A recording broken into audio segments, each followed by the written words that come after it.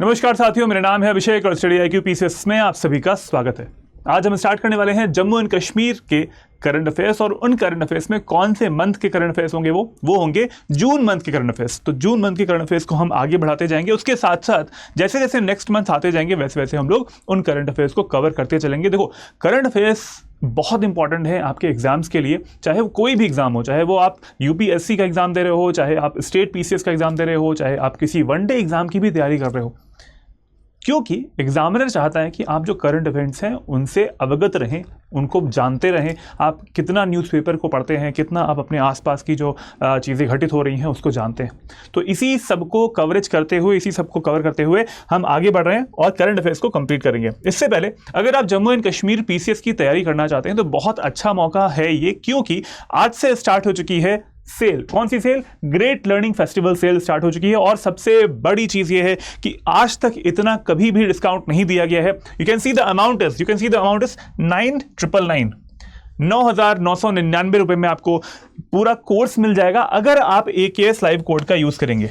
अगर आप AKS, ये मेरा कोड है, इस कोड का यूज करेंगे। और ये स्टार्ट हो चुकी है आज से ये सेल, और ये कब तक चलती रहेगी? ये चलती रहेगी 22 जुलाई तक, 22 जुलाई तक ये कोर्स, ये जो सेल है चलने वाली है। एडमिशन क्लोज हो रहा है किसका? फाउंडेशन सक्षम बैच 10। देखो, दो तरीके के बैचेस हैं हमारे पास, लेकिन हम बात करेंगे सक्षम बैचेस की, क्योंकि वो है फाउंडेशन के बैचेस। फाउंडेशन के बैचेस होते हैं। तो जो फाउंडेशन बैचेस होते हैं इसमें हम लोग प्री, मेंस और इंटरव्यू तीनों की तैयारी प्रॉपरली आपको करवाते हैं और साथ साथ कंटेंट भी प्रोवाइड करते हैं। बाइलिंगुअल रहता है, मेंटरशिप भी इसमें रहती है और इसमें मेंस की जो आंसर राइटिंग प्रैक्टिस है वो भी इंक्लूडेड रहती है। तो इस पूरा हम कह सकते हैं टोटल कंप्लीट पैकेज, एक कंप्लीट पैकेज की तरीके से आपको ये कोर्स मिल जाएगा। कितने में? अमाउंट विल बी 9,999, लगभग 10,000 रुपये में आपको एक कोर्स मिलने वाला है। आज तक इतना डिस्काउंट कभी नहीं हुआ है। कब होगा? जब आप AKS लाइव कोड का यूज करेंगे तब, ठीक है। प्री और मेंस की तैयारी इसमें होगी। इसके साथ ही अगर आप मुझसे जुड़ना चाहते हैं, मेरा टेलीग्राम चैनल लिंक है लर्न एंड ग्रो विद अभिषेक। मेरा डिस्कशन ग्रुप भी है डिस्कस एंड ग्रो विद अभिषेक। साथ में मेरी email ID है abhishek.singh@studyIQ.com। याद रखिएगा, AKS लाइव कोड जो है उसका यूज करेंगे तभी आपको मैक्सिमम डिस्काउंट मिलेगा। और किसी भी स्टडी IQ पीसीएस के, स्टडी IQ के कोई भी कोर्स के लिए अगर आपको मैक्सिमम डिस्काउंट चाहिए तो आप इस कोड को यूज कर सकते हैं। चलिए अब स्टार्ट करते हैं। हमारा आज का टॉपिक वो है current affairs. Multiple choice questions रहेंगे इसमें करंट अफेयर्स के थ्रू, उसको कंप्लीट करते हैं। पहला क्वेश्चन आता है, first question is with reference to Kheer Bhawani Mela. Kheer Bhawani मेले के संदर्भ में निम्नलिखित तथ्यों पर विचार कीजिए। देखिए, ऐसे क्वेश्चंस आपके एग्जाम में आते हैं, हमेशा आते हैं कि स्टेटमेंट बेस्ड हमेशा क्वेश्चन रहेंगे। शुरुआत कैसे हुई है? इन सारे क्वेश्चंस की शुरुआत हुई है। पहले कैसे आते थे? पहले आते थे नॉर्मल, सिर्फ 4 ऑप्शंस रहते थे और वैसे क्वेश्चंस आते थे एक स्टेटमेंट बेस्ड। अब क्या हो गया है, जब से यूपीएससी पैटर्न को फॉलो करना स्टार्ट कर दिया है अदर स्टेट पीसीएस के जो आयोग होते हैं, कमीशंस होते हैं, उन्होंने, तो इस तरीके के 2 स्टेटमेंट वाले, 3 स्टेटमेंट वाले ऐसे क्वेश्चंस आपके सामने आते रहेंगे। टफनेस लेवल ऐसा हो सकता है कि वो यूपीएससी, संघ लोक सेवा आयोग की तरह का ना हो, लेकिन फिर भी हमें अपने आप से प्रिपेयर रखना है और जो पैटर्न है उसको फॉलो करते हुए चलना है। So the pattern here is 2 statement है आपके और यहाँ पर ऑप्शन देखिए 1 only 2 only, both 1 and 2 and neither 1 nor 2। इस तरीके के क्वेश्चंस आपको जरूर मिलेंगे। तो पहला स्टेटमेंट है हमारा, द खीर भवानी मेला और festival is an annual gathering of Jammu region. कहाँ का है? ये जम्मू क्षेत्र का एक वार्षिक समागम है। अब आपको बताना है कि ये स्टेटमेंट सही है या फिर गलत है। सेकंड स्टेटमेंट देखते हैं क्या है। The fair takes place during Jyeshtha Ashtami. ज्येष्ठ अष्टमी को होता है यह मेला, ज्येष्ठ अष्टमी के दौरान लगता है। अब ऐसे क्वेश्चंस हमेशा आएंगे। अब यहाँ पर प्रोबेबिलिटी जो होती है आपकी, ठीक है, अगर आपको एक स्टेटमेंट भी पता है तब भी आप करेक्टली इस ऑप्शंस को, जो करेक्ट ऑप्शन होगा उसको चूज नहीं कर सकते, क्योंकि दोनों ऑप्शंस का इसमें खेल रहता है कि अगर आपको दोनों पता है तभी आप कर पाओगे, तभी आपकी जो कॉम्प्लेक्सिटी लेवल है वो बढ़ जाती है यहाँ पे क्वेश्चंस की। तो ऊपर दिए गए तथ्यों में से कौन सा या फिर कौन से सही है? केवल एक, केवल 2, 1 और 2 दोनों, या फिर कोई भी नहीं, ना तो 1 ना ही 2। तो आप इस वीडियो को पॉज करके भी अपने आप को जज कर सकते हैं कि आप कितना जानते हैं इसके बारे में, या फिर मैं तो आंसर आपको बताने वाला ही हूं उसके बाद भी। आप देख सकते हैं कि पहला स्टेटमेंट था द खीर भवानी मेला और festival is an annual gathering of Jammu region. The second statement is the fair takes place during the Jyeshtha Ashtami. ज्येष्ठ अष्टमी के दौरान होता है ऐसा। तो देखते हैं क्या आंसर है इसका। इसका आंसर चारों ऑप्शंस में से कौन सा है आप अपने आप से चूज कर सकते हैं। उसके बाद हम मिला भी लेंगे कि आपका आंसर सही है या नहीं। इसका आंसर सही जो आंसर है वो है बी ऑप्शन। बी ऑप्शन है, क्योंकि पहला स्टेटमेंट जो है वो क्या है, गलत हो जाएगा ये वाला। बी ऑप्शन इज करेक्ट है, केवल 2 इज करेक्ट। ये वाला स्टेटमेंट सही होगा, बट ये वाला स्टेटमेंट गलत है। This statement is wrong. Kheer Bhawani Mela या त्योहार जम्मू क्षेत्र का एक वार्षिक समागम है। यहाँ पे क्षेत्र जो है ये गलत हो गया है। जब क्षेत्र गलत हो जाता है तो फिर यहाँ पे क्या होगा, इट इज रॉन्ग। क्या है सोल्यूशन देखते हैं। अबाउट खीर भवानी मेला, खीर भवानी मेले के संदर्भ में क्या चीज लिखी हुई है। द खीर भवानी मेला और festival is an annual gathering of Kashmiri Hindus and other pilgrims and tourists. यहां पर इस तरीके के क्वेश्चन आएंगे। लोकेशन वाइज आपको कितनी डेप्थ से पता है कि किस क्षेत्र की बात हो रही है, ठीक है। तो ऐसे क्वेश्चन आपके स्टेट पीसीएस में आएंगे, और ये न्यूज में भी था उस टाइम पे। The fair takes place during Jyeshtha Ashtami, बिल्कुल सही, सेकंड स्टेटमेंट बिल्कुल सही है वाला। Also known as the Jyeshtha अष्टमी, ठीक है। ये हाँ, इसको ऐसे ही बोलते हैं, सेम ही बोलते हैं इसको। ज्येष्ठ अष्टमी के दौरान लगता है, जैसे ज्येष्ठ अष्टमी के नाम से भी जाना जाता है इस मेले को, ठीक है। ये वाली चीज हो गई। यहाँ पे आपको एक चीज देखनी है कि जो एरिया है, जो लोकेशन है जहां पर लगता है, वो कौन सा है। वो है जो कश्मीरी हिंदूज वाला है, ये वाला, और ये जम्मू क्षेत्र वाला एक नहीं है। तो आंसर इसका क्या हो जाता है, बी ऑप्शन है, केवल 2। नेक्स्ट क्वेश्चन पे आते हैं, अगले क्वेश्चन पे आते हैं। Which of the following from the Kathua, Kathua एक जिला पड़ता है, Kathua has astonished the whole world by completing the longest non-stop journey of 133 kilometers in a record time of 3 hours and 45 minutes। Hindi में देखते हैं, कठुआ के निम्नलिखित में से किसने 3 घंटे और 45 मिनट के रिकॉर्ड समय में 133 किलोमीटर की सबसे लंबी नॉन स्टॉप यात्रा पूरी करके पूरी दुनिया को चकित कर दिया है। अब नाम देखिए, ऑप्शंस कैसे हैं। ऐसे क्वेश्चंस आते हैं। मेरा एक फ्रेंड है, उसके साथ ऐसा ही हुआ था एग्जाम में। वो याद करके गया पहला नाम, ठीक है, वो याद करके गया था पहला नाम, कोई शायद आरबीआई गवर्नर ऐसा कुछ नाम था।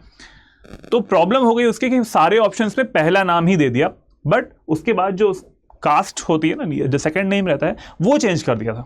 तो उसका वो क्वेश्चन डाउटफुली था और वो गलत भी हो गया था। तो आपको पूरा नाम याद करके जाना है, ऐसा नहीं कि सिर्फ फर्स्ट नेम याद कीजिएगा। ये बिल्कुल टेस्टेड, ट्राइड एंड टेस्टेड है। और कहाँ पे स्टूडेंट फंसते हैं, वो पहला नाम याद करते हैं, जो सेकंड नेम होता है, सर नेम होता है, उसको भूल जाते हैं, उसको नहीं याद करते हैं। तो आपको देखिएगा इस तरीके के प्रश्न आते हैं।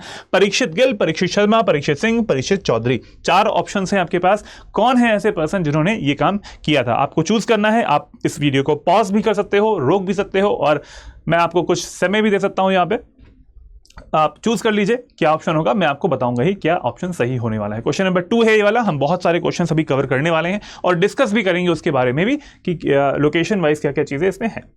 तो सेकंड जो क्वेश्चन है उसका आंसर क्या होगा। इसका आंसर होगा परीक्षित, तो सही है, लेकिन परीक्षित शर्मा है इसमें, Parikshit Sharma. Option B is correct, right. तो ऑप्शन बी इज करेक्ट है, परीक्षित शर्मा। सोल्यूशन देख लेते हैं जरा। 9 year old Parikshit Sharma from Kathua, Kathua से 9 साल के हैं वो।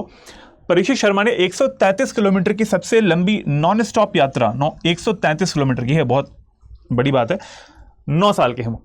सबसे लंबी नॉन स्टॉप यात्रा 3 घंटे 45 मिनट के रिकॉर्ड समय में पूरी करके पूरी दुनिया के सामने एक, हम कह सकते हैं कि उनको चौंका दिया, एक माइलस्टोन की तरीके से उन्होंने रख दिया। नेक्स्ट स्टेटमेंट क्या बोलता है। World wide book of records London ने उन्हें किड्स एडिशन में सूचीबद्ध किया है। किड्स एडिशन में the world wide book of records London listed him in the kids edition 2024, kids edition 2024। तो जून मंथ में ऐसी घटनाएं हुई हैं। और कहां से लोग बिलोंग कर रहे हैं, ये हमारे पर्सन है परीक्षित शर्मा, कहां से बिलोंग करते हैं, 9 साल के हैं और वो कठुआ से बिलोंग करते हैं। That is why it is important in the Jammu and Kashmir का करंट अफेयर्स, राइट। इस वजह से ये इंपॉर्टेंट हो जाता है।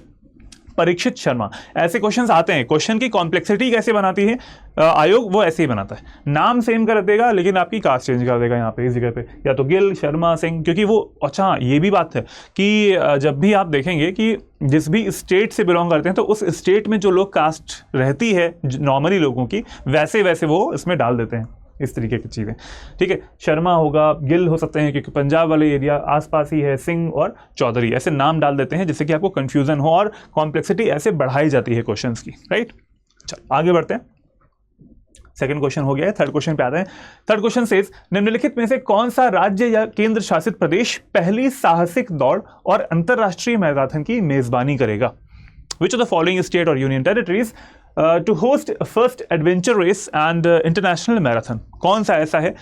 चारों ऑप्शन दिए हुए हैं आपके साथ, आपके सामने। अब क्योंकि हम लोग जम्मू एंड कश्मीर के जून मंथ के करंट अफेयर्स कर रहे हैं, तो इट मीन्स आपका ऑप्शन भी बिल्कुल सही होगा। जो आप सोच रहे होंगे 4 ऑप्शन है यहाँ पे, Jammu and Kashmir, Delhi, Himachal Pradesh and Uttarakhand. 4 option में से एक ऑप्शन सही है, वो ऑप्शन सही है कौन सा? ए ऑप्शन इज करेक्ट है।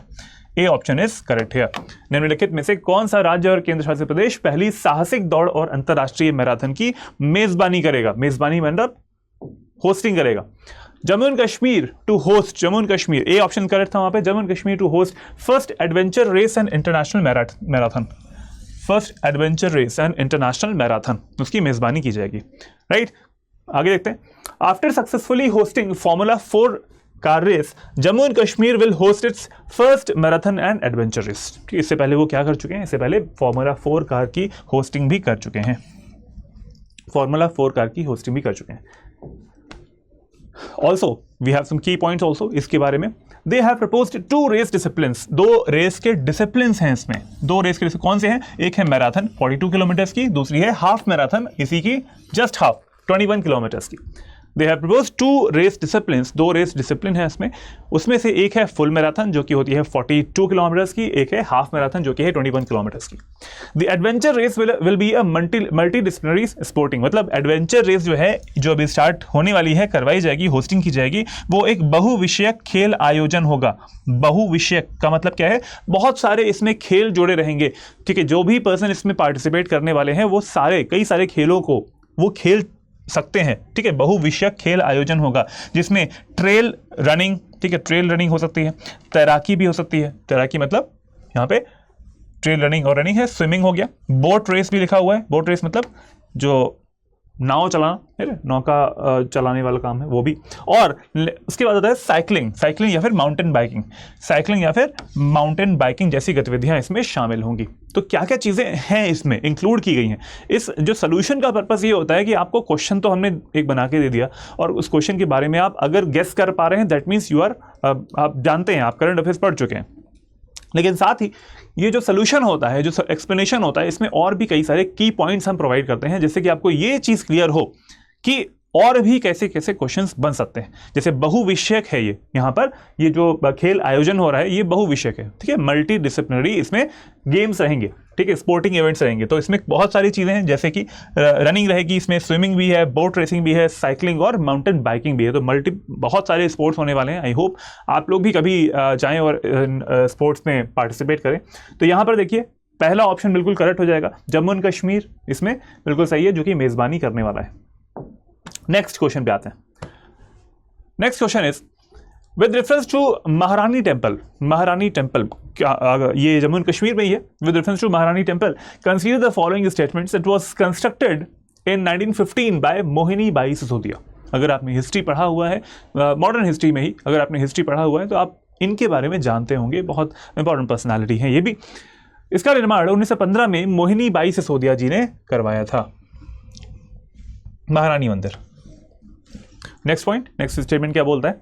The temple shows the blend of Indian and Persian styles. अब ये ऐसे क्वेश्चंस आते हैं जो कि आर्ट एंड कल्चर से भी लिंक कर दिया गया है। यहाँ पे करंट अफेयर्स को आर्ट एंड कल्चर से लिंक कर दिया गया है। तो ऐसे क्वेश्चंस के लिए आप रेडी रहिए, क्योंकि अभी ऐसा होता है कि आयोग क्या करता है कि डायरेक्टली जस्ट करंट अफेयर्स को नॉर्मली सिंपल स्टेटमेंट से नहीं पूछता, वो लिंक करता है चीज़ों को, वो लिंक करता है जो स्टैटिक सब्जेक्ट्स होते हैं उनके साथ भी। तो वहाँ पर कॉम्प्लेक्सिटी थोड़ी सी और बढ़ जाती है। सेकेंड स्टेटमेंट बोल रहा है the temple shows the blend of Indian and Persian styles. मंदिर में भारतीय और फारसी शैलियों का मिश्रण दिखाई देता है। अब यहाँ आपको बताना पड़ेगा कि यह सही है या फिर गलत है। थर्ड स्टेटमेंट क्या बोलता है? यह मंदिर भगवान शिव और उनकी पत्नी पार्वती जी को समर्पित है। This temple is dedicated to lord Shiva and his wife Parvati. तो इसमें आपको बताना है how many of the above statements are correct.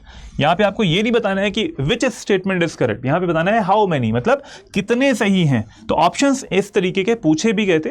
This trend is followed by the UPSC pattern. ठीक है, यूपीएससी का जो पैटर्न आता है अभी पिछले साल से स्टार्ट हुआ था, इस बार भी ऐसे क्वेश्चन आए थे, तो उस चीज़ को यहाँ पर भी हम फॉलो कर रहे हैं। तो कॉम्प्लेक्सिटी को थोड़ा सा बढ़ाया गया है। अब देखते हैं कि आप इनमें से कौन सा जो क्वेश्चन है, कौन सा जो ऑप्शन है वो चूज करेंगे, कौन सा करेक्ट ऑप्शन बिल्कुल होगा।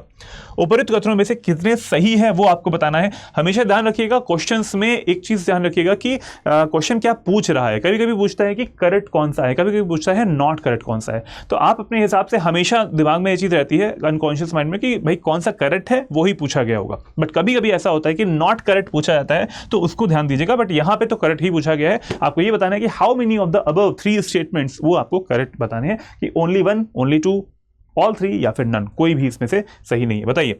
आप इस समय वीडियो को पॉज कर सकते हो और आप चूज कर सकते हो करेक्ट ऑप्शन आपके हिसाब से। I will tell you the correct answer also. तो यहाँ पे ओनली 1, ओनली 2, ऑल 3 या फिर नन, 3 है स्टेटमेंट्स यहाँ पर। कौन सा सही होगा मैं बताता हूं। द करेक्ट ऑप्शन है इज ऑल 3, तीनों, सभी तीनों जो स्टेटमेंट्स हैं यहाँ पे बिल्कुल सही हैं। देखते हैं। अबाउट द महारानी टेम्पल, जानते हैं इसके बारे में। सी ऑप्शन यहाँ पे बिल्कुल सही है, यू कैन सी। पहला स्टेटमेंट कहता है it is located on a small hill, एक स्मॉल हिल पर है temple, Maharani temple, in the middle of Gulmarg town in Baramulla district. कहां पर है ये, देखो किस जगह पे है, Jammu and Kashmir union territory में महारानी टेम्पल। ठीक, अब कौन से डिस्ट्रिक्ट में, ये भी क्वेश्चन बन सकता है। तो ये कहां पे है, बारामूला डिस्ट्रिक्ट में पड़ता है। ठीक है, बारामूला जिले में पड़ता है। उसके बाद किस जगह पे पड़ता है, गुलमर्ग टाउन है, एक गुलमर्ग टाउन है वहाँ पे, बहुत फेमस है गुलमर्ग टाउन, वो भी इंपॉर्टेंट है, गुलमर्ग शहर में पड़ता है।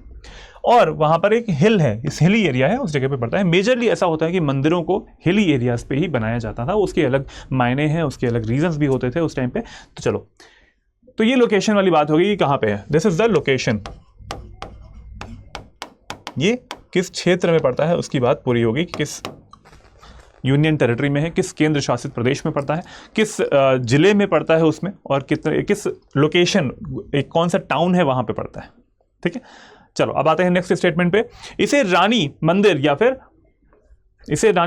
या फिर मोहिनेश्वर शिवालय के नाम से, रानी मंदिर तो बोला ही जाता है। कभी कभी ऐसा भी क्वेश्चन आ सकता है आपसे कि मोहिनेश्वर शिवालय नाम से डायरेक्टली वर्ड यूज आ गया, वहां पे रानी जो ये लिखा हुआ रानी मंदिर वो है ही नहीं। ठीक है, ऐसा हो सकता है कि आपसे इस नाम से क्वेश्चन पूछ लिया जाए, मोहिनेश्वर शिवालय कहाँ पे, राइट। तो इसे क्या बोलते हैं, also known as the Rani Mandir और Mohineshwar Shivalaya. This temple is dedicated to lord Shiv and his wife Parvati. ठीक है, यह मंदिर भगवान शिव और उनकी पत्नी पार्वती जी को समर्पित है। ठीक है, आप इस चीज का ध्यान रखेंगे कि सारे स्टेटमेंट्स जो हैं वो सही अगर हमने बताए हैं तो सही हैं, उनको देखना है, सोल्यूशन भी देखना है। तो ये स्टेटमेंट कौन सा था, ये स्टेटमेंट कौन सा था, स्टेटमेंट 3, यह मंदिर भगवान शिव और उनकी पत्नी पार्वती को समर्पित है। ठीक है, ये वाला स्टेटमेंट यहाँ पे सही होता है। आप देखते हैं बाकी दो स्टेटमेंट के सोल्यूशन इसके बाद, बाकी दो स्टेटमेंट्स के। इट वॉज कंस्ट्रक्टेड, की पॉइंट्स में आता है, इट वॉज कंस्ट्रक्टेड इन 1915, 1915 में इसको बनाया गया था बाय मोहिनी बाई सिसोदिया। है कौन ये personality, wife of Maharaja Hari Singh. ये कौन है, वाइफ ऑफ महाराजा हरि सिंह। ठीक है, ये important, the former ruler of the Kashmir, the former ruler of the Kashmir, Maharaja Hari Singh जो है उनकी वाइफ है। ठीक है, मोहिनी बाई सिसोदिया, 1915 में उन्होंने बनवाया था। तो ये स्टेटमेंट भी बिल्कुल सही जाता है, ये वाला जो कि फर्स्ट स्टेटमेंट था हमारे क्वेश्चन का।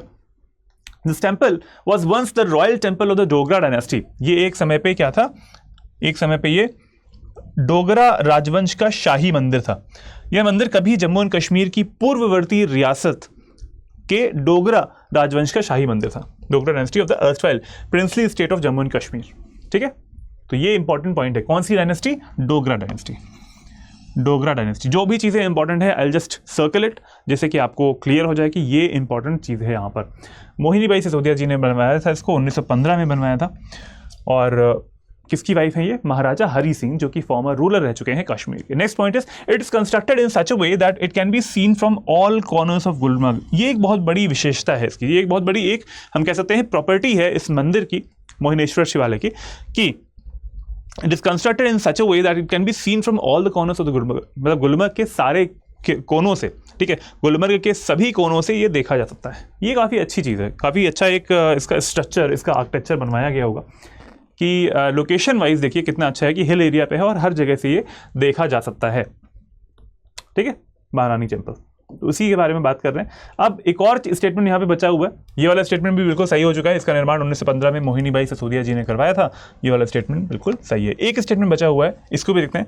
राइट, ये भी बिल्कुल करेक्ट ऑप्शन है क्योंकि हमने वैसे भी सोल्यूशन देख लिया है इसका, करेक्ट ऑप्शन के हिसाब से। अब आते हैं next, the intricate carvings and design of the temple, मतलब मंदिर की जटिल नक्काशी और डिजाइन जटिल नक्काशी और डिज़ाइन भारतीय और फारसी शैलियों का एक प्रमुख मिश्रण दिखाते हैं। ठीक है, फारसी मतलब Persian, Indian and Persian styles, Indian and Persian styles का एक मिश्रण दिखाते हैं, एक मिक्सचर है। ठीक है, कॉम्प्लेक्सिटी जो है ऐसे बन जाती है, कितना अच्छा स्ट्रक्चर बनाया गया है, इतना अच्छा आर्किटेक्चर भी बनाया गया है कि उसमें इंडियन स्टाइल और फारसी शैली जो है, पर्शियन स्टाइल, उसका मिक्सचर है। इसके साथ ही next point, it is an example of intertwining of different religions, intertwining of different religions with a Muslim priest performing rituals at the temple. ऐसा भी है जिसमें एक मुस्लिम पुजारी मंदिर में अनुष्ठान करते हैं। नहीं, ये भी एक अच्छी बात है इसकी। नेक्स्ट पॉइंट, भारतीय सेना ने स्थानीय समुदायों के सहयोग से 2021 में इस 106 साल पुराने मंदिर का जीर्णोद्धार किया था। मंदिर की संरचना के जीर्णोद्धार के अलावा भारतीय सेना ने मंदिर तक जाने वाले मार्गों को फिर से डिजाइन करने पर भी काम किया है। तो ये कुछ 2021 की घटना है, इसके बारे में जानना भी जरूरी है कि हमारी सेना ने भी क्या कॉन्ट्रीब्यूशन किया है इसमें। The Indian Army, in collaboration with the local communities, renovated this 106 years old 106 साल पुराने टेम्पल का। ठीक है, क्यों? क्योंकि ये 1915 में बना था, 2021 में ये 106 साल पुराना हो गया था, अभी तो ज़्यादा हो गया। Apart from renovating the temple structure, the Indian Army also worked on redesigning the route leading to the temple. तो इंडियन आर्मी का भी इसमें सहयोग है और इसके जीर्णोद्धार के लिए, इसके इम्प्रूवमेंट के लिए, ठीक है, टेम्पल स्ट्रक्चर को रेनोवेट करने के लिए इंडियन आर्मी ने भी अपनी हेल्प करी थी। ये क्वेश्चन बिल्कुल सही था, तीनों स्टेटमेंट यहाँ पे सही थे। अब आते हैं हम लोग नेक्स्ट क्वेश्चन पे, with reference to Ramkund cultural tourism fair. Ramkund सांस्कृतिक पर्यटन मेले के संदर्भ में निम्नलिखित कथनों पर विचार कीजिए। देखिए, ऐसे क्वेश्चन हमेशा रहेंगे, एक स्टेटमेंट के, दो स्टेटमेंट के। We are making you ready, हम आपको रेडी करना चाहते हैं ऐसे क्वेश्चंस के लिए, ऐसे क्वेश्चन टाइप्स के लिए जो आपसे पूछे जाएंगे। करंट अफेयर्स की भी होंगे और हो सकता है कि जीएस के इंक्लूड कर लिए जाएं इसमें क्वेश्चंस। पहला स्टेटमेंट बोलता है, the event featured cultural performances only in Kashmiri languages. ठीक है, ओनली इन कश्मीरी लैंग्वेजेस। इस कार्यक्रम में केवल कश्मीरी भाषा में सांस्कृतिक प्रदर्शन किए गए। Next question is, it is a vibrant and colourful cultural cum tourism promotion event. अगला स्टेटमेंट कहता है, यह एक जीवंत और रंगीन सांस्कृतिक सह पर्यटन संवर्धन कार्यक्रम है। Which of the statements given above is correct. यहां पे बताना है कौन से स्टेटमेंट इसमें, विच ऑफ द, ठीक है, यहाँ पे हाउ मेनी नहीं है, यहाँ पे which of the statements given above is correct पूछा गया है। सिर्फ ऊपर दिए गए कथनों में से कौन सा या फिर कौन से सही हैं। 4 ऑप्शन हैं आपके पास, 1 only, 2 only, both 1 and 2 and D option है नीदर 1 नॉर 2। आप इसमें से ऑप्शन चूज कर सकते हैं और इस वीडियो को पॉज कर लीजिएगा। अब पॉज करके आप सोचिएगा थोड़ा सा, उसके बाद हम लोग स्टार्ट कर लेंगे। वैसे मैं तो स्टार्ट कर ही रहा हूँ। ऑप्शन यहाँ पे कौन सा सही है उसके बारे में डिस्कस करेंगे। उससे पहले रामकुंड सांस्कृतिक पर्यटन मेले के बारे में भी जानना आपको जरूरी है। देखिए, ऐसे क्वेश्चंस को कैसे अटेम्प्ट किया जाता है, ठीक है, अटेम्प्ट कैसे करते हैं। मोस्टली ऐसा देखा गया है, मोस्टली ये पुरानी टेक्निक थी, एक बार पहले चलती थी यूपीएससी के एग्जाम्स में भी और अभी स्टेट पीसीएस के एग्जाम्स में भी ऐसा यूज करते हैं कि जहां कहीं पे भी ओनली लिखा रहता है, जहां कहीं पे भी ओनली लिखा रहता है, मोस्ट ऑफ द टाइम ऐसा देखा गया है, हमेशा नहीं होता है, ध्यान रखिएगा, हमेशा नहीं होता है, मोस्ट ऑफ द टाइम ऐसा होता है कि वो स्टेटमेंट जो है वो गलत हो जाता है। ठीक है, वो ऐसा स्टेटमेंट जो है वो गलत है, क्योंकि वो जब भी केवल लिखा होगा, चाहे कहीं पे भी ओनली लिखा होगा, वो एक स्पेसिफिक, वो एक डोमेन जो है, वो जो स्कोप है उसको कम कर देता है। जैसे ही कम कर देता है तो वहां पे शंका आती है कि क्यों, ऐसा ही क्यों है। ठीक है, अब रामकुंड कल्चरल टूरिज्म फेयर है, वहां पे वो इतना लिमिटेड क्यों कर दिया गया होगा कि सिर्फ और सिर्फ कश्मीरी लैंग्वेज में ही है, ऐसा नहीं है। ठीक है, ऐसा बिल्कुल नहीं है। तो यहां पर क्या है, यहां पर आप समझ पा रहे होंगे, ये स्टेटमेंट अगर गलत है, ये स्टेटमेंट अगर गलत है, वैसे मैं बता दे रहा हूं, this statement is wrong here, this statement is correct here, it is a vibrant and colorful cultural come tourism promotion event, this statement is correct here, so the option will be, correct option will be B option, 2 only will be the correct option here, 2 option, 2 only, ठीक है, B वाला जो option है वो सही होगा, केवल 2। अब इसका सोल्यूशन देख लेते हैं कैसे है। ठीक है, इसका सोल्यूशन देखते हैं। बी ऑप्शन देखिए सही है, वाला बी ऑप्शन बिल्कुल सही है, रामकुंड कल्चरल टूरिज्म फेयर, उसके बारे में बात करते हैं पहले। To celebrate the tourism potential, मतलब पर्यटन की संभावनाओं का जश्न मनाने के लिए, a vibrant and colourful cultural cum tourism promotion event Ramkund Mahotsav was organised. Ramkund Mahotsav was organised, रामकुंडा के लुभावने वातावरण में एक जीवंत और रंगीन सांस्कृतिक सह पर्यटन संवर्धन कार्यक्रम रामकुंड महोत्सव का आयोजन किया गया। तो यहां पर सेकंड स्टेटमेंट तो आपको दिख गया इस जगह पे कि सेकंड स्टेटमेंट इज करेक्ट, यहां पर आपको दिख गया सेकंड स्टेटमेंट इज करेक्ट, ठीक है, ये वाला बिल्कुल सही है। लेकिन जो पहले स्टेटमेंट में हमने देखा था केवल कश्मीरी लिखा हुआ था, तो केवल कश्मीरी नहीं है ये, यहां पे लिखा हुआ है the event featured cultural performances of various languages, यहां पर अलग अलग लैंग्वेजेस, क्योंकि कल्चरल इवेंट होता है तो वहां पे बिल्कुल लिमिटेड नहीं कर दिया जाता है। ऐसा होता है, ऐसा नहीं होता ना कि मतलब बिल्कुल किसी एक लैंग्वेज के लिए हो, क्योंकि हम कल्चरल एक समागम कर रहे हैं, तो उस समागम में हम लैंग्वेजेस की एक जो फिल्टर है वो नहीं लगाते हैं। तो ये इंक्लूड किया गया है डोगरी को इसमें, कश्मीरी को, गोजरी और पहाड़ी, और साथ में पंजाबी भी है इसमें, ठीक है। डोगरी, कश्मीरी, गोजरी, पहाड़ी और पंजाबी सहित विभिन्न भाषाओं के में सांस्कृतिक प्रदर्शन इसमें शामिल किए गए थे। तो जब भी क्वेश्चन में आता है मोस्टली ऐसा होता है कि जब केवल लिखा होगा, ओनली लिखा होगा, तो वो स्टेटमेंट गलत हो जाता है, क्योंकि और आपको समझना पड़ेगा, मोस्टली ऐसा होता है, हमेशा नहीं होता है, कभी कभी जो एग्जामिनर है वो आपको कंफ्यूज करने के लिए वो ऐसे वर्ड्स डाल देते हैं और वो स्टेटमेंट सही भी हो जाता है, ठीक है। तो आप थोड़ा सा जो क्वेश्चन है उसका आइडिया लगाइएगा कि जब कल्चरल इवेंट हो रहा होता है तो वहाँ पे इन सब फिल्टर्स को नहीं लगाया जाता कि किसी एक स्पेसिफिक लैंग्वेज के लिए ही वो चीज़ होगी, ठीक है, ध्यान दीजिएगा इस चीज़ को। यहाँ पे फर्स्ट स्टेटमेंट ये वाला है, इससे क्लियर हो जाता है आपको। फर्स्ट स्टेटमेंट जो था वो क्या हो गया था, रॉन्ग हो गया था, क्योंकि वहाँ पर सिर्फ एक लैंग्वेज के बारे में लिखा हुआ था यहाँ पे, ठीक है, एक कश्मीरी भाषा, वो बिल्कुल गलत है। तो option number B will be the correct option. Next question, अगला जो प्रश्न है उस पर आते हैं। कंसीडर द फॉलोइंग स्टेटमेंट्स, यहाँ पे भी दो स्टेटमेंट है आपके पास, आपको बताना है कि कौन से इसमें स्टेटमेंट्स जो है वो सही है, एक, दो या फिर दोनों या फिर कोई भी नहीं। The Bot tribe has been notified as scheduled tribe in the year 2023. Boat जनजाति के बारे में है ये क्वेश्चन। बोट जनजाति को वर्ष 2023 में अनुसूचित जनजाति के रूप में अधिसूचित किया गया था। पहला स्टेटमेंट ये वाला हो गया। नेक्स्ट स्टेटमेंट आते हैं, the boat tribe is a Buddhist minority, एक बुद्धिस्ट माइनॉरिटी है, ठीक है, एक बोट जनजाति एक बौद्ध अल्पसंख्यक समुदाय होता है। तो अब आपको बताना है कि ऊपर दिए गए कथनों में से कौन सा या फिर कौन से सही है। यहाँ पे सही की बात की जा रही है, यहाँ पे नॉट करेक्ट की बात नहीं की जा रही, तो जो स्टेटमेंट सही होगा वही आपको बताना है। यहाँ पे ऑप्शन है 4 आपके पास, 1 only, 2 only, both 1 and 2 and neither 1 nor 2। आप इस वीडियो को पॉज कर सकते हो, चूज कर सकते हो और हम आगे बढ़ते हैं उसके बाद जो सही ऑप्शन होगा उस पर। तो ये जो इसका सही ऑप्शन होने वाला है, इसका सही ऑप्शन, इसके दोनों स्टेटमेंट्स जो है वो सही है। बुद्धिस्ट माइनॉरिटी बॉट ट्राइब, ठीक है, बुद्धिस्ट माइनॉरिटी है वैसे ये, Buddhist minority Bot tribe of Jammu and Kashmir, उनके बारे में ये चीज़ है कि द एडमिनिस्ट्रेटिव काउंसिल, वैसे इसका आंसर जो है वो सी ऑप्शन हो जाएगा, बिल्कुल सही है, दोनों स्टेटमेंट सही हैं इसके, 1 और 2 दोनों। The administrative council meeting held here under the chairmanship of lieutenant governor Shri Manoj Sinha ji approved relaxation of 2 inches. मुद्दा क्या था? मुद्दा ये था, ठीक है, इस वजह से हमें ये चीज़ कवर करनी पड़ी क्योंकि करंट अफेयर्स में थी। रिलैक्सेशन किस लिए किया गया? 2 इंचेस का इन द फिजिकल स्टैंडर्ड्स। कितना किया गया? 2 इंचेस का, ध्यान दीजिएगा। In the physical standards for recruitment in Jammu and Kashmir police in respect of Buddhist minority Bot tribe of Jammu and Kashmir. तो यहाँ पे बहुत सारी चीज़ें लिखी हुई हैं।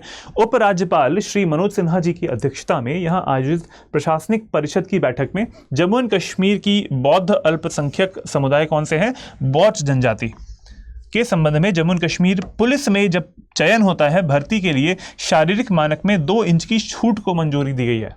ऐसे क्वेश्चंस आते हैं कि भाई कितनी छूट को मंजूरी दी गई है, ठीक है, वहाँ की पुलिस में अगर भर्ती होना है आपको, वहाँ के पुलिस में अगर आपको शारीरिक मानक कितना होता है उस हिसाब से, तो अलग अलग जनजातियाँ हैं, अगर वो ट्राइबल एरियाज ट्राइब्स हैं अगर वो, तो हो सकता है कि उनका जो हाइट है ना वो हाइट कम होती होगी, बट उनकी एस्पिरेशंस बहुत ज़्यादा हैं and they are belong to this minority community also, they are Buddhist also. तो ऐसे क्वेश्चंस बन सकते हैं आपके एग्जाम में। तो हमने यहाँ पे जाना बोट जनजाति के बारे में जो कि जम्मू एंड कश्मीर में बिलोंग करती है and they belong to the Buddhist, जो बुद्ध धर्म होता है, बौद्ध धर्म, उससे बिलोंग करते हैं। एंड 2 इंच, ठीक है, 2 इंच का यहाँ पे छूट दी गई है, इसको भी आप लोग देख लीजिएगा। तो यहाँ पर ऑप्शन कौन सा सही है? सी ऑप्शन बिल्कुल सही हो जाएगा। दोनों स्टेटमेंट यहाँ पे सही है, ठीक है, दोनों स्टेटमेंट सही है। सर आगे देखते हैं। The Bot tribe has been notified as the scheduled tribe, scheduled tribe status दिया गया है इसको, बॉट ट्राइब को, इन द ईयर 2023, 2023 में इसको दिया गया था by the government of India under the constitution. Government of India ने प्रोवाइड किया है इसको एसटी स्टेटस। किसके under? Jammu and Kashmir under the constitution scheduled tribe order 1989। Jammu and Kashmir का कॉन्स्टिट्यूशन, ठीक है, इसके अनुसार दिया गया। संविधान अनुसूचित जनजाति आदेश जम्मू एंड कश्मीर का 1989 वाला है, इसके अंतर्गत दिया गया था 2023 में, ठीक है, 2023 में। उसके बाद अब ऐसा हुआ है कि जब पुलिस भर्ती आएगी तो उसमें 2 इंच की छूट मिल जाएगी बहुत जनजाति के लोगों को जो कि बिलोंग करते हैं जम्मू एंड कश्मीर केंद्र शासित प्रदेश, बुद्धिस्ट रहते हैं। तो यहां पर हमने देख लिया कि जो सोल्यूशन है वो ऐसा है, ठीक है, सी ऑप्शन बिल्कुल सही था इस वाले क्वेश्चन में। अब आते हैं अगले क्वेश्चन पे। अगला क्वेश्चन छोटा सा क्वेश्चन है, एक स्टेटमेंट वाला क्वेश्चन है। यहां पे आपको बताना है द बहु fort is a historic fort in a city of, कौन सी सिटी में? जम्मू में, श्रीनगर में, बारामूला में या फिर कोकरनाग में? बहु किला किस शहर में स्थित एक ऐतिहासिक किला है? जम्मू, श्रीनगर, बारामूला या फिर कोकरनाग? यहां पर प्रोबेबिलिटी जो है, प्रोबेबिलिटी, कई बार ऐसा होता है कि आप गेस कर लेते हो 2 या 3 स्टेटमेंट वाले क्वेश्चंस में, बट यहाँ पर आपकी जो प्रोबेबिलिटी है वो 25% की रहती है। अगर आपको नहीं पता है तो नहीं पता है, ठीक है, ऐसा आपको लगेगा। तो यहाँ पर आपकी जो प्रोबेबिलिटी है वो 25% की होगी। 4 ऑप्शंस में एक ऑप्शन ही बिल्कुल सही है, आप इसको चूज कर सकते हो। You can pause the video also and you can choose the correct option. कौन सा ऑप्शन सही होगा इसमें? जम्मू, श्रीनगर, बारामूला, कोकरनाग। देखते हैं 4 ऑप्शन में से कौन सा सही है। यहाँ पर आपका ए ऑप्शन बिल्कुल सही है, बहु फोर्ट जम्मू में है। बहु फोर्ट कहां पे है? जम्मू में है, ठीक है, ए ऑप्शन बिल्कुल सही है। यहां पर ए ऑप्शन बिल्कुल सही है, जम्मू। सॉल्यूशन देखते हैं जरा। Located 5 kilometres from the city centre, 5 kilometre दूर है सिटी सेंटर से। शहर के केंद्र से 5 किलोमीटर दूर स्थित बाहु किला तावी नदी के बाएं किनारे पर एक चट्टान पर स्थित है। तावी नदी, बाहु fort is situated on the rock on the left bank of the Tawi river. Tawi river क्या है? एक सहायक नदी है चेनाब की।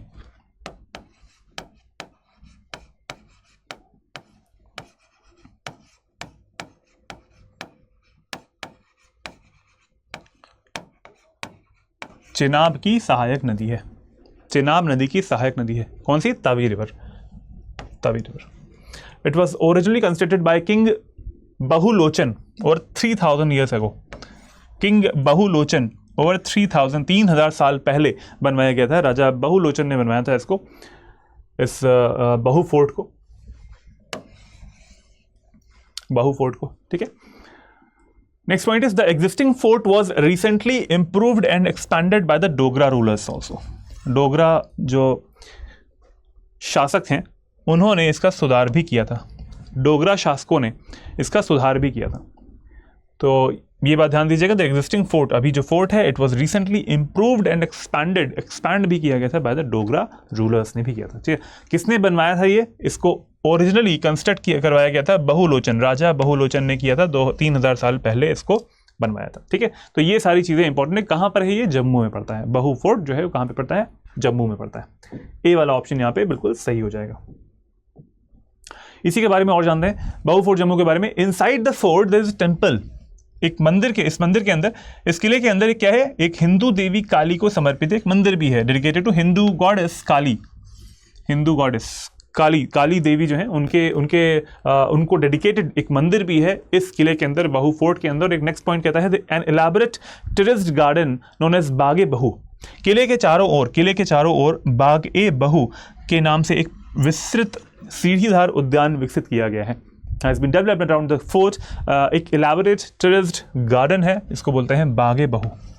बाग ए बहु कहाँ पे किया गया है? बहु फोर्ट में किया गया है। तो बहु नाम है, आप याद कर सकते हैं इसको कि बाग मतलब बाग होता है, एक एरिया हो जाता है जहाँ पे बाग जैसी स्थिति रहेगी, और वो कहाँ पे है? बहु वाले फोर्ट में मिलेगा। तो जम्मू जिले में आपको, ये पड़ जाता है, जम्मू में बहु फोर्ट मिलेगा आपको। ये हो गया सोल्यूशन इसका बहु फोर्ट का। अब आते हैं अगले क्वेश्चन पे। नेक्स्ट क्वेश्चन क्या आता है? Consider the following statements. पहला है चेनाब रेल ब्रिज। ये बहुत इंपॉर्टेंट है, करंट अफेयर्स में, न्यूज़ में बहुत बार रहा भी है, और नेशनली तो इंपॉर्टेंट है, साथ साथ इंटरनेशनल लेवल पे भी इसके बारे में न्यूज़ में था भी ये, क्योंकि इसकी हाइट बहुत ज़्यादा है, ठीक है। क्वेश्चन स्टेटमेंट क्या कहता है? Chenab rail bridge, Chenab arch bridge बोलते हैं या फिर चेनाब रेल ब्रिज बोलते हैं, रेल ब्रिज या फिर आर्क ब्रिज बोलते हैं। दुनिया का सबसे ऊंचा रेलवे ब्रिज है, दुनिया का सबसे ऊंचा रेलवे ब्रिज है, ठीक है, वर्ल्ड्स हाईएस्ट। अब जहां पे भी आप वर्ल्ड्स हाईएस्ट लगा देते हो, वहां पे वर्ल्ड का अटेंशन इस पे पड़ जाता है। नेक्स्ट स्टेटमेंट क्या है? Chenab rail bridge is part of the Udhampur Srinagar Baramulla rail link project. ठीक है। Chenab rail bridge Udhampur Srinagar Baramulla rail link परियोजना का हिस्सा है। मोस्टली ऐसा होता है, मोस्टली ऐसा, मैं कभी भी ऐसा नहीं बोल रहा कि बिल्कुल हमेशा ऐसा होगा, मोस्टली ऐसा होता है कि जब भी आप इतना स्पेसिफिक चीज दी जाती है, श्रीनगर बारामूला है ना, उधमपुर, ये सब लिखा हुआ है, तो वो स्टेटमेंट जो होता है मोस्टली ऐसा होता है कि वो सही होता है। ठीक है, बिल्कुल आप इस चीज को मत करिएगा कि हाँ बिल्कुल मैंने बताया है तो आप पूरा फॉलो कर लेंगे अपने हिसाब से, ऐसा नहीं।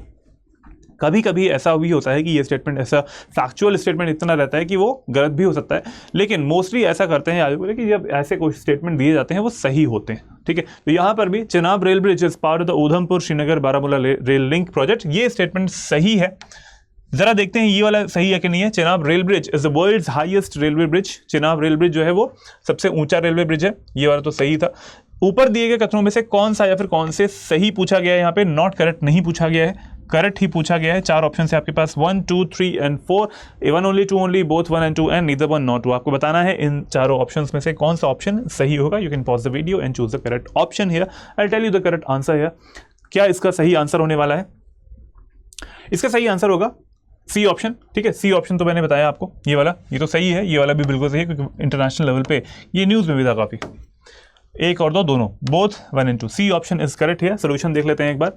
The first trial run of the train, trial run भी हो चुका है, रेल ब्रिज है ना, चिनाब रेल ब्रिज, तो इसका ट्रायल रन भी हो चुका है। It took place on the newly constructed Chenab rail bridge, Chenab rail bridge पे हो चुका है। कहाँ पे है, किस जिले में पड़ता है? रियासी, रियासी डिस्ट्रिक्ट में पड़ता है।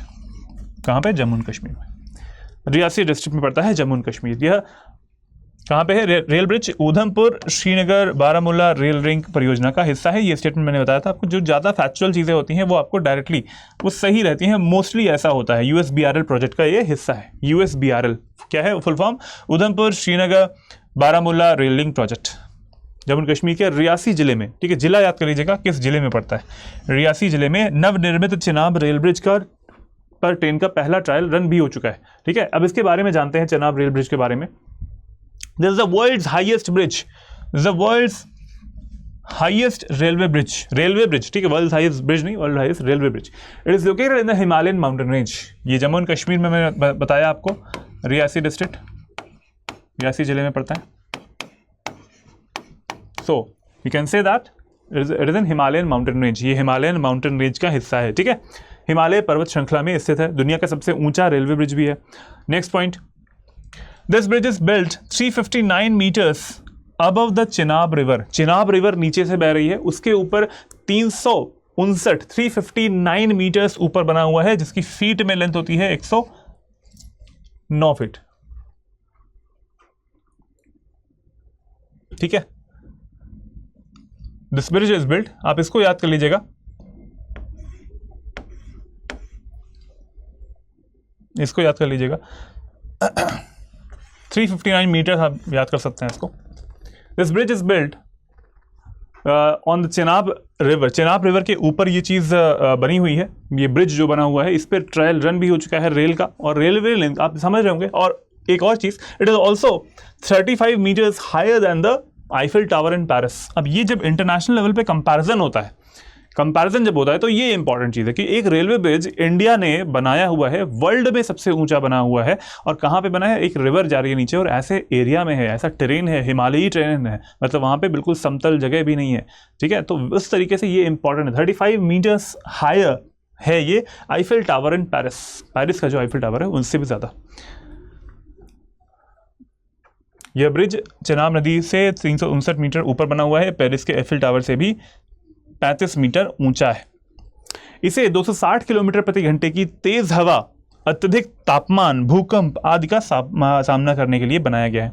यहाँ पे स्पीड कितनी ये विदस्टैंड कर सकता है? 260 किलोमीटर्स पर आवर की जो विंड्स है उनकी स्पीड को ये कवर कर सकता है, ये उसको विदस्टैंड कर सकता है। साथ में एक्सट्रीम टेम्परेचर जितना कि जो कि होता नहीं है उस क्षेत्र में, जम्मू एंड कश्मीर में उतना ज़्यादा होता नहीं है, बट फिर भी एक्सट्रीम टेम्परेचर को भी ये विदस्टैंड कर लेगा, और अर्थक्वेक्स को भी ये आ सकते हैं, ये आते हैं काफ़ी ज़्यादा, तो अर्थक्वेक्स को भी ये कवर कर लेगा। तो ऐसी क्षमता का बनाया गया है ये Chenab railway bridge, Chenab railway bridge. चलो, ये सब चीज़ें इंपॉर्टेंट थी। अब आते हैं क्वेश्चन नंबर 9 पे। क्वेश्चन नंबर 9 पे आ चुके हैं हम लोग। अब हम पढ़ेंगे थोड़ा सा ज्योग्राफी वाला concept. With reference to Chenab river, अब चेनाब रिवर काफी ज्यादा न्यूज में भी थी, तो चेनाब रिवर के बारे में क्या है, with reference to Chenab river consider the following statements, कुछ स्टेटमेंट है, 3 स्टेटमेंट है यहाँ पे बताने हैं आपको कि कौन सा स्टेटमेंट यहाँ पे सही है। ठीक है, पहला स्टेटमेंट क्या है, the Chandra and Bhaga rivers join together to form Chenab river, Chandra और भागा नदियां मिलकर चेनाब नदी बनाती हैं, पहला स्टेटमेंट ये वाला है। दूसरा स्टेटमेंट कहता है it passes through 3 states in India before entering Pakistan, 3 राज्यों से, यह पाकिस्तान में प्रवेश करने से पहले भारत के 3 राज्यों से गुजरती है। कौन सी रिवर, चेनाब रिवर के बारे में बात कर रहे हैं, चेनाब रिवर के बारे में बात की जा रही है अभी। अगली जो रिवर है, अगला जो स्टेटमेंट है वो क्या है,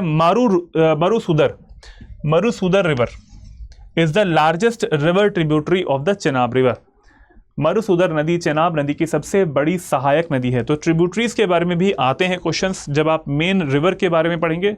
और चेनाब क्या है, Chenab is the left bank tributary of Indus river, Sindhu नदी की ये बाएं हाथ की तरफ से जुड़ने वाली एक सहायक नदी है। अब उसी में पूछा गया है मरुसूदर नदी जो है वो भी चेनाब रिवर की एक सबसे बड़ी सहायक नदी है। तो क्या ये स्टेटमेंट सही है, आपको बताने हैं तीनों स्टेटमेंट में से विच ऑफ द अब स्टेटमेंट्स आर करेक्ट, ये बताना है आपको, केवल 1 2, केवल 2 3, केवल 1 3 या फिर 1 2 और 3, तीनों आपको मतलब चेक करना है कि कौन सा स्टेटमेंट सही होंगे। ऑप्शन आपको 4 दिए गए हैं, इनमें से एक ऑप्शन ही सही है। You can pause the video and choose the correct option here. पहला जो स्टेटमेंट है, Chandra and Bhaga river join together to form Chenab river, this statement is बिल्कुल करेक्ट। ठीक है, ये बिल्कुल करेक्ट है। ये पाकिस्तान में प्रवेश करने से पहले भारत के 3 राज्यों से होकर गुजरती है। यहां पर आपको कंफ्यूजन हो सकता है, ठीक है, कंफ्यूजन हो सकता है। Marusudar river is the largest river tributary of the Chenab river, this statement is also correct, ये बिल्कुल करेक्ट है ये वाला स्टेटमेंट।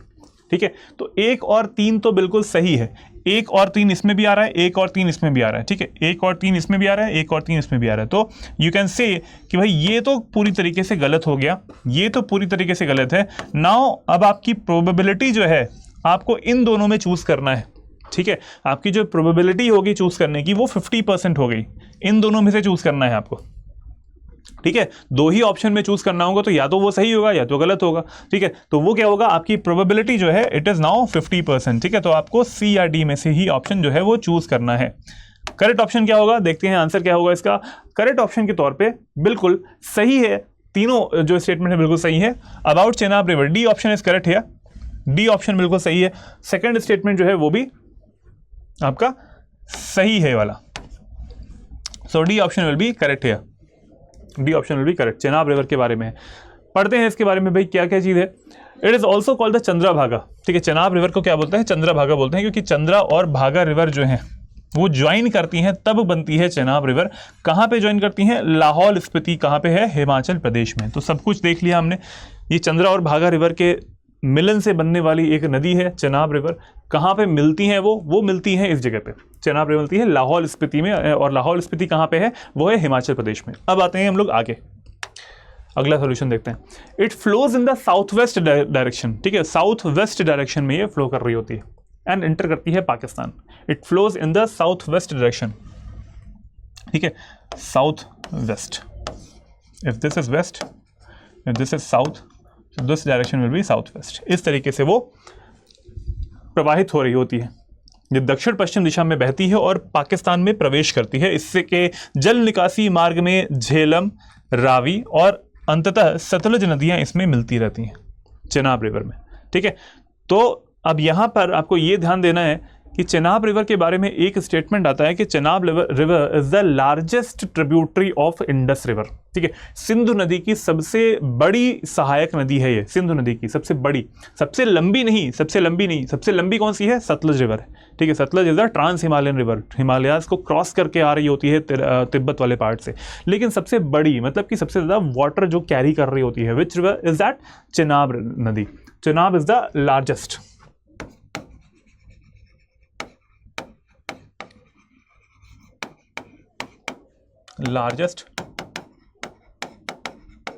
ट्रिब्यूटरी ऑफ किसकी, इंडस रिवर की, सबसे बड़ी, सिंधु नदी की सबसे बड़ी सहायक नदी है, लार्जेस्ट ट्रिब्यूटरी ऑफ इंडस। कैसे बहती है ये, दक्षिण पश्चिम दिशा में बहती है और पाकिस्तान में प्रवेश करती है। इसके जल निकासी मार्ग में झेलम आती है और रावी आएगी और अंतर सतलुज नदियां इसमें प्रवेश कर जाती है। ठीक है, ऐसे आपको ध्यान रखना है। मरुसूदर नदी या मारुसूदर नदी चेनाब नदी की सबसे बड़ी सहायक नदी है, सबसे बड़ी सहायक नदी है। ये स्टेटमेंट नंबर 3 था, ये भी बिल्कुल सही हो जाता है। ठीक है, ये बिल्कुल सही हो जाता है। चलो आगे बढ़ते हैं, ये वाला हो गया, आगे बढ़ते हैं। क्वेश्चन नंबर 10 आता है lavender fest 2024 kicked off at. Lavender fest के बारे में है कि भाई लेवेंडर फेस्ट जो है वो कहाँ पे होता है। लेवेंडर फेस्ट 2024 की शुरुआत हुई है किस जिले में? जिला किश्तवाड़, जिला डोडा, जिला रामबन या फिर जिला रियासी। 4 जिले हैं आपके पास। 25% प्रोबेबिलिटी आपकी इसमें होगी। You can pause the video and choose the correct option है। सोच लीजिए, विचार कर लीजिए और उसके बाद आइए चेक करते हैं कि कौन सा ऑप्शन सही होगा। डिस्ट्रिक्ट किश्तवाड़, डिस्ट्रिक्ट डोडा, डिस्ट्रिक्ट रामबन या फिर डिस्ट्रिक्ट रियासी। 4 ऑप्शन है आपके पास। लेवेंडर फेस्ट 2024 कहां पे स्टार्ट हुआ, उसके बारे में ऑप्शन कौन सा सही है? इसमें ऑप्शन आएगा B, lavender fest 2024। Lavender fest कब हुआ था? The 2-day lavender fest 2024 kicked off at Bhaderwah campus of university of Jammu and Kashmir. ठीक है, university of Jammu and district कौन सी है ये वाला? डोडा डिस्ट्रिक्ट। डोडा डिस्ट्रिक्ट में जम्मू यूनिवर्सिटी के भद्रवाह कैंपस में किस जगह पे है? डोडा, डोडा जिला, डोडा जिला। ठीक है, वहां पर यहाँ पे लिखा भी हुआ है डोडा जिले में जम्मू विश्वविद्यालय के भद्रवाह परिसर में ये 2 दिवसीय लेवेंडर फेस्ट जो है वो इसकी शुरुआत करी गई है। ठीक है, आगे सोल्यूशन देखते हैं। Organised under which theme? Lavender blooms, business blooms. Lavender bloom करता है तो बिजनेस ब्लूम करता है। Where aroma meets ambition. कभी कभी ये डायरेक्टली थीम्स भी पूछ लेते हैं, ये डायरेक्टली थीम पूछ लेते हैं, तो थीम भी देख लीजिएगा। Lavender blooms, business blooms where aroma meets ambition. The festival celebrates the vibrant lavender cultivation in the region. Lavender cultivation in the region. ठीक है, तो इसके लिए ये थीम इंपॉर्टेंट है। लैवेंडर खिलता है तो व्यापार खिलता है, जहां सुगंध महत्वाकांक्षा से मिलती है, ये इसका थीम है। ठीक है, this is important, theme is important. ये कहां पे हुआ था? डोडा जिले में। ठीक है, जिला Doda. B option is correct है, 10th का B option is correct. Next question, Baba Siddh Goria मेला कहां पे हुआ था? बाबा सिद्ध गोरिया मेला, ये ऐसी चीजें हैं जो कि हमेशा न्यूज में रहती हैं, करंट अफेयर्स में भी रहती हैं, तो ये आपको कवर करना पड़ेगा बिकॉज स्पेसिफिकली ये जम्मू एंड कश्मीर से ही बिलोंग कर रही हैं ये सारी चीजें। डिस्ट्रिक्ट किश्तवाड़ है, डिस्ट्रिक्ट डोडा है, डिस्ट्रिक्ट रामबन है या फिर डिस्ट्रिक्ट सांबा। यहाँ पे एक अलग नाम आ गया, जिला सांबा। कहाँ पे? बाबा सिद्ध गोरिया मेला। बाबा सिद्ध गोरिया मेला इन 4 जिलों में से किस जगह पे आयोजित किया जाता है? 4 ऑप्शंस में से आपको चूज करना है, एक ही ऑप्शन सही होगा इसमें, आप चूज कर लीजिए और हम देखते हैं कि कौन सा ऑप्शन इसमें सही होने वाला है। जिला किश्तवाड़, जिला डोडा, जिला रामबन, जिला सांबा, 4 ऑप्शंस में से कौन सा ऑप्शन सही है? यहाँ पर जिला जो चौथा वाला ऑप्शन है, डी वाला ऑप्शन है, जिला सांबा। ठीक है, सांबा, वो ऑप्शन आपको सही हो जाएगा, जिला Samba. The 7-day Baba Siddh Goria Mela was inaugurated in Sonkha village, Ramgarh tehsil of Samba district adjoining Jammu. ठीक है, जम्मू से सटे हुए सांबा जिले के रामगढ़ तहसील के स्वांखा गांव में 7 दिवसीय बाबा सिद्ध गोरिया मेले का आयोजन किया गया। बाबा सिद्ध गोरिया मेले का उद्घाटन किया गया सांबा जिले में। बाबा की समाधि स्वांखा गांव में जय बाबा सिद्ध गोरिया नाथ के पवित्र मठ में पवित्र झील के बीच में स्थित है। मीन्स बाबा की जो समाधि है कहाँ पे है? Situated in the middle of the Holi lake. एक होली लेक है, उसके मिडल में है, at the Holi monastery of जय बाबा सिद्ध गोरिया नाथ इन सोंखा विलेज। तो आपको याद रखना है कौन सा विलेज है, सोंखा विलेज। ठीक है, ये सोंखा विलेज आपको याद रखना है, सोंखा विलेज में, और वहाँ पे झील है, झील के बीच में आपको ये मिलेगा, झील के बीच में स्थित है उनकी समाधि। तो option number D is correct here, option number D is correct. जिला सांबा में मिलेगा, बाबा सिद्ध गोरिया मेले का आयोजन वहाँ पे किया गया। नेक्स्ट क्वेश्चन आते हैं हम लोग, अगले प्रश्न पे आते हैं। Srinagar is the only, consider the following statement. निम्नलिखित कथनों पर विचार करना है आपको। पहला स्टेटमेंट है, Srinagar is the only Indian city to be recognised as a world craft city by the world craft council WCC। World craft city by the world craft council WCC। Srinagar विश्व शिल्प परिषद WCC द्वारा विश्व शिल्प शहर के रूप में मान्यता प्राप्त एकमात्र भारतीय शहर। अब जैसे ही मैंने आपसे इससे पहले बताया था, जहां पर भी ओनली लिखा हो या फिर केवल लिखा हो या फिर एकमात्र लिखा हो, वहां पर शंका होती है। अगला स्टेटमेंट क्या है वो देखते हैं पहले। The WCC international was founded in 1964। WCC international की स्थापना 1964 में हुई थी। देखो यहाँ पर दो चीज़ें मैंने आपको बताई थी। पहली चीज़ जहाँ पर एक आता है, यहाँ पर आता है कि इट इज़ द ओनली, यहाँ लिखा ना ओनली, ओनली जहां लग गया वहां पर क्या होगी, संभावना क्रिएट होगी कि हो सकता है कि ये गलत हो सकता है। ठीक है, दूसरे स्टेटमेंट क्या है, ये फैक्चुअल स्टेटमेंट है। मोस्टली फैक्चुअल स्टेटमेंट जो होते हैं वो इस तरीके वाले जो कि नहीं ही पता रहते हैं लोगों को, वो स्टेटमेंट जो होते हैं वो जनरली सही होते हैं, जनरली, ठीक है, सामान्यतः ऐसा होता है। तो देखते हैं ऑप्शन क्या होगा। पहला स्टेटमेंट में अगर ओनली लिखा है तो we will consider it wrong, क्योंकि इसमें और भी है। ठीक है, ये स्टेटमेंट जो है वो गलत है, और भी है ऐसे शहर। दूसरा स्टेटमेंट जो है 1964 वो सही है, स्थापना 1964 में हुई थी। यहाँ पर कौन सा ऑप्शन सही होगा, ऊपर दिए गए which are the statements given above, जरा करेक्ट पूछा गया है, यहाँ पे करेक्ट पूछा गया है तो एक ऑप्शन सही है यहाँ पे, बी ऑप्शन 2 ओनली। ऊपर दिए कितनों में से कौन सा सही है ये पूछा गया है, तो बी ऑप्शन यहाँ पे सही होगा। तो option number B is correct है। रिसेंटली श्रीनगर को भी दिया गया है अभी, Srinagar has become the 4th Indian city, चौथा, ठीक है, इससे पहले भी हो चुके हैं तो, बट ये चौथा इंडियन सिटी है to be recognised as a world craft city by the world craft council. World craft city बोला गया है इसको और वर्ल्ड क्राफ्ट काउंसिल ने दिया है इसको। ठीक है, इससे पहले कौन कौन से शहर आ चुके हैं, जयपुर है, मलप्पुरम है और मैसूर, ये 3 सिटीज जो हैं वो आ चुके हैं। उसके बाद आता है श्रीनगर जो कि 4th नंबर पे है। किस श्रेणी में है, वो है वर्ल्ड क्राफ्ट सिटी श्रेणी में आता है। कौन देता है, WCC देता है, वर्ल्ड क्राफ्ट काउंसिल देता है। ये सारी चीजें आपको देखना पड़ेगा। ऐसा भी हो सकता है आपसे पूछ लिया जाए कि ये 4th नंबर पे है, 4th नंबर पे ये है तो 3 जो है यहाँ पर वो कौन से हैं।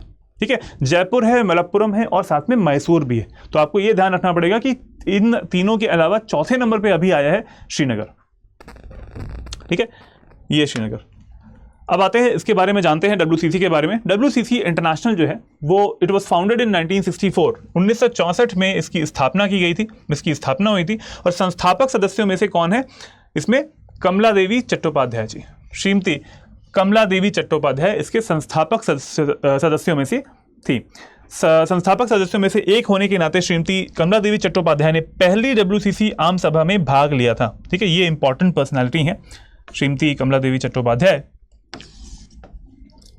WCC International, it was founded in 1964 and attended the first WCC इन्होंने फर्स्ट WCC जनरल असेंबली जो थी उसको अटेंड भी किया था।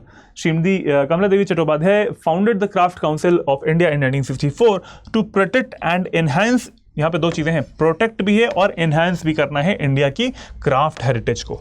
ठीक है, भारत की शिल्प विरासत की रक्षा और संवर्धन के लिए 1964 में भारतीय शिल्प परिषद की स्थापना की थी। किसने, श्रीमती कमला देवी चट्टोपाध्याय ने। ऐसा प्रश्न भी आ सकता है क्योंकि WCC के बारे में अगर इंफॉर्मेशन आती है, अगर न्यूज़ में है, तो उसकी जो स्थापना है वो किसने किया है, कब किया है, एवरीथिंग इज इंपॉर्टेंट। ठीक है, श्रीमती कमला देवी चट्टोपाध्याय ने 1964 में इसकी स्थापना करी थी और अभी जो कश्मीर शहर है उसको इंक्लूड किया गया था and it is the 4th city, चौथा।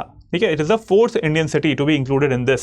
इससे पहले जयपुर, मलप्पुरम और मैसूर भी किस श्रेणी में आ चुके हैं, वो आ चुके हैं वर्ल्ड क्राफ्ट सिटी की श्रेणी में, जो कि वर्ल्ड क्राफ्ट काउंसिल देता है, WCC इंटरनेशनल देता है। ठीक है, इतनी सारी चीज़ें आपको इसमें देखना पड़ेगा, इंपॉर्टेंट भी है। यहाँ पर केवल 2 स्टेटमेंट, यहाँ पे केवल 2 वाला जो है वो सही होगा। अब आते हैं अगले क्वेश्चन पे।